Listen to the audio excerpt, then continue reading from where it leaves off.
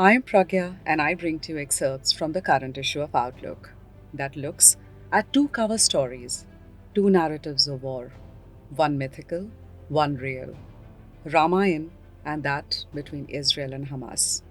In the issue titled In Memory of Elusive Peace, Outlook delves deeper into the ongoing war between Israel and Hamas. Strategic Shift by Seema Guha from Outlook. The changing contours of India's relations with Palestine. India's rock like support for the Palestinian cause since the early years of independence has undergone a radical transformation during the last few decades.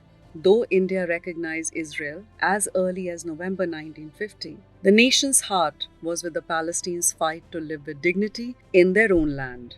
Delhi did not have full diplomatic relations with Israel till 1992.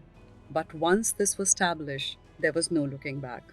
The decision was taken by former Congress Prime Minister Narasimha Rao, a pragmatic leader who had opened up the Indian economy in 1991 and believed that India had to change with the times.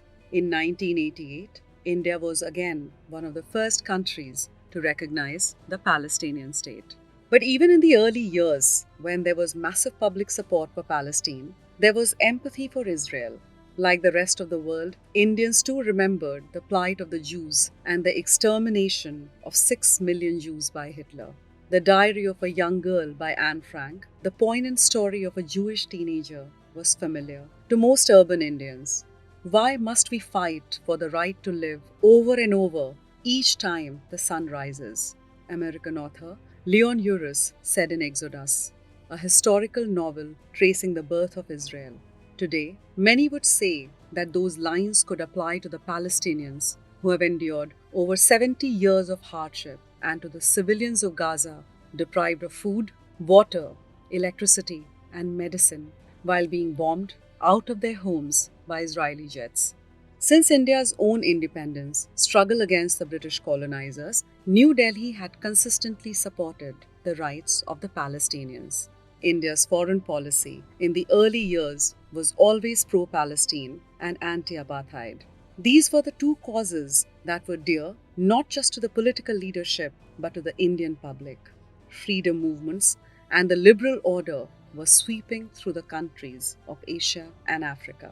In 1974, India was the first non-Arab country to recognize the Palestine Liberation Organization as the sole and legitimate representative of the Palestinian people. The next year, in 1975, the PLO was allowed to open an office in New Delhi. For this and more, read the current issue of Outlook.